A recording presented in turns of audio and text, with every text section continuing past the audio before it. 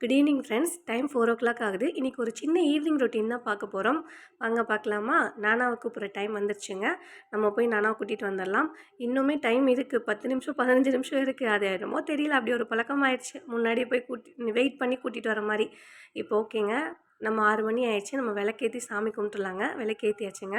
நான் ஏன் சூடம் காட்டலேன்னு நிறைய பேர் நினைப்பீங்க. என்னோடய அப்பாவோட பிரதர், என்னோடய சித்தப்பா வந்து இறந்துட்டாங்க. அவங்க வருஷம் திரும்புகிற வரைக்கும் சூடம் காட்ட வேணான்னு சொன்னாங்க. அதனால நான் கம்ப்யூட்டர் சாம்பிராணி தாங்க இப்போ யூஸ் பண்ணிக்கிட்டு இருக்கேன். டிசம்பர் மாதத்துக்கு அவங்க இறந்து டிசம்பர் மாதம் 1 இயர் ஆயிரும். அப்போ நாங்கள் திதியெல்லாம் கொடுத்ததுக்கப்புறம் நாங்கள் வழக்கம் போல் சூடம் காட்டுவோம். மலை மேலே இருக்க கோயிலுக்கு போவோம், தேங்காய் உடைக்கலாம். அந்த மாதிரி அது வரைக்கும் சில ரெஸ்ட்ரிக்ஷன் சொல்லியிருக்காங்க. அதை நாங்கள் ஃபாலோ பண்ணிகிட்ருக்கோங்க.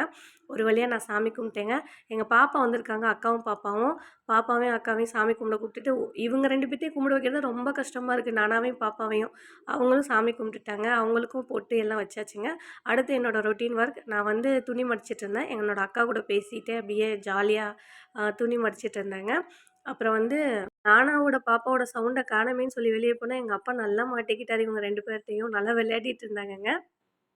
ஒரு 8:00 போல் அக்காவும் பாப்பாவும் கிளம்பிட்டாங்க. ஏன்னா நாளைக்கு ஸ்கூல் இருக்கனால ரொம்ப நேரம் இருக்க மாட்டாங்க. இதுவே கொஞ்சம் அதிகமாக இருந்துட்டு போகிறாங்க, நாங்கள் கம்பல் பண்ணனால. நம்ம வீட்டில் மாவு தீர்ந்து போச்சுங்க. அதனால மாவு அம்மா தான் அரைப்பாங்க. அவங்க அரைச்சி போடுறதுக்காக தான் எல்லாம் எடுத்து வச்சுருந்தாங்க. இப்போ ஊற வச்சுட்டா நாளைக்கு காலைல அரைச்சிடலாம்ல. இது 4½ படி அரிசி, 1 படி வந்து உளுந்துங்க. இந்த படியில் தான் 4½ படி அரிசிங்க, 1 படி உளுந்து. என்ன நினைப்பீங்க, உளுந்து அதிகமாக இருக்குதுன்னு சொல்லி. எங்கள் அம்மாவோட மெஷர்மெண்ட் அப்படி தாங்க. என்னென்ன போடுறாங்கன்னு பாருங்கள். உண்மையாகவே சொல்கிறேங்க, இட்லி பஞ்சு மாதிரி இருக்குதுன்னு எல்லாரும் சொல்லுவாங்க, நம்ம கேட்டிருக்கோம். உண்மையாகவே பஞ்சு மாதிரி இருக்குங்க. நான் அரைக்கும் போது கூட உங்களுக்கு காட்டுறேங்க. அப்புறம் இட்லி ஜவ்வரிசிங்க. இது வந்து ஒயிட் கலர் பருப்பு சொன்னாங்க. இட்லிக்கு போகிறதுன்னு கேட்டாலே கடையில் கொடுப்பாங்க அந்த பருப்புங்க. கொஞ்சமாக இம்டூண்டு வெந்தயங்க, அப்புறம் உளுந்துங்க. இதை ஊற வைக்கணும். இனிமேல் அலசி நல்லா ஊற வச்சுருவோங்க நாங்கள். ஒரு நாள் ஃபுல்லாக ஊற வச்சுட்டு நாளைக்கு மாவு அரைப்போம். நான் அந்த வீடியோ உங்களுக்கு நான் ஷேர் பண்ணுறேன் பாருங்கள். அப்புறம் ஜாம் செஞ்ச ஞாபகம் இருக்கா? எங்களுக்கு எவ்வளோ வந்திருக்கு பாருங்கள்.